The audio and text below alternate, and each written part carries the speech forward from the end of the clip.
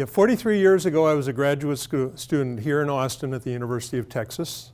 I had just been on a weekend retreat with the Aronsons, who are a marvelous couple that were here for a long time in the psych department. And during that weekend, I had really gotten an insight that I was not malicious. Now I need to back up a little bit and tell you, my mother had died when I was 9 months old.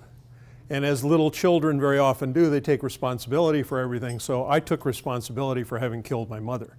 And if you've killed your mother, why, there's a lot that goes along with that as far as not trusting yourself.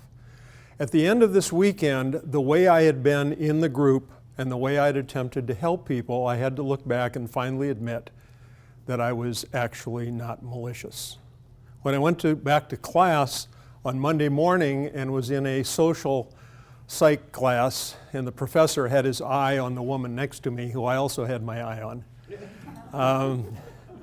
He was trying to buy me off in a way. And at one point he looked at me and he said, "Ho, ho, ho, Paul Radde, I know what you want. You want my approval." And I looked back at him and I said, "Well, Stephen, as opposed to not having your approval, I would certainly prefer to have it. However, I approve of myself. So I don't really need your approval." Now, if you think if graduate faculty knows how to handle that, they don't. But it is part of what I want to work with you on today, just for a few minutes. And I want to give you the synthesized bouillon cube sense of what thrival is. And the first part of that is to find out what it's like. So if you can recall what a recent success was for you. Just think of any success in your life and see if you can get a hold of, in 1 to 5 words, what that was like for you. And as soon as you have it, go ahead and just say it. Inspiring. I'm sorry? Inspiring. Inspiring. Thank you. Like a celebration. Exciting. Relevance. Accomplished. Accomplished. Rewarding. Rewarding. Validating. Okay, so let me ask you, was there, as a success, was it the feeling of success that really made it worthwhile? Yes. Okay, now I've talked with some people who have made their sales commissions for the month. One I called in Alaska and I said, "How's it going?" And he said, "Oh, phenomenal. I have over half of my sales done for this week." And I said, "And what's happening?" He says, "Well, I'm flying high." And then he said, without any prompting, he said, "But it'll be gone before morning."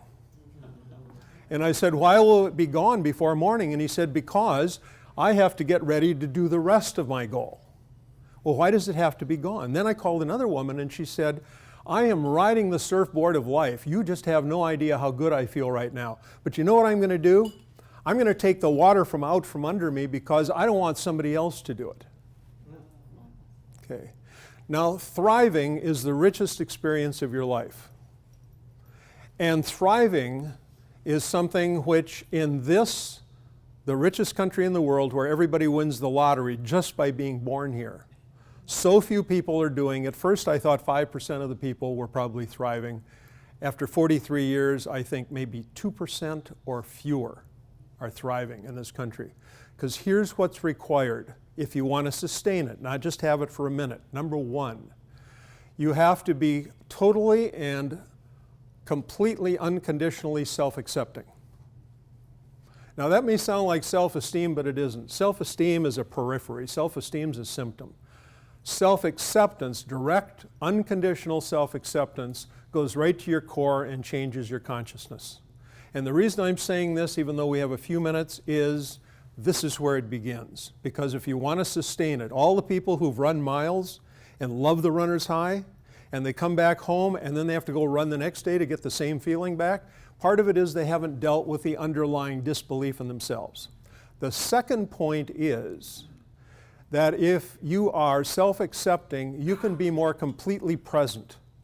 And if in fact you are really totally present in the moment, your life lasts longer because it is longer. You can have 27-hour days, but you must be present to win. Anybody who watched the finals of basketball last night knows that if either one of those coaches had gone around frenzied and everything, they wouldn't have provided much leadership. But what it does require is being in the moment and authentically in the moment. And sometimes that's scary as hell. But it's the only way to have heaven on earth.